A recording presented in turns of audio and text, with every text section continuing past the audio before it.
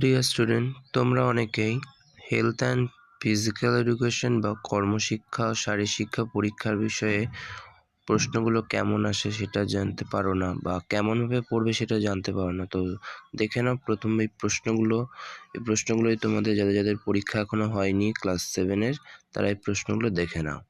দেখো, 1 নম্বরে শূন্যস্থানে আছে অ্যাথলেটিক শব্দটি ড্যাশ শব্দ অ্যাথলেন থেকে উৎপন্ন হয়েছে।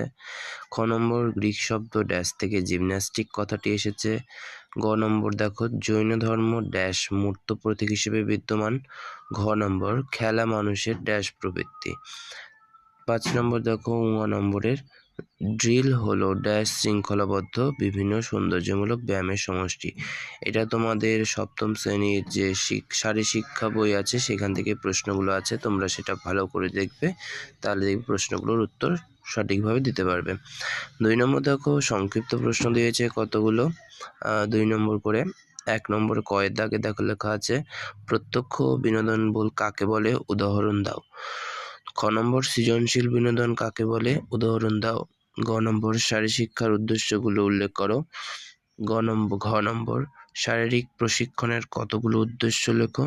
ঙ নম্বর বিনোদন কয় প্রকারের হয়, কি কি। চ নম্বর শরীরচর্চায় অংশগ্রহণের কয়েকটি সুফল লেখো। 6 নম্বর ট্র্যাক ও ফিল্ডের কয়েকটি ইভেন্টের নাম লেখো।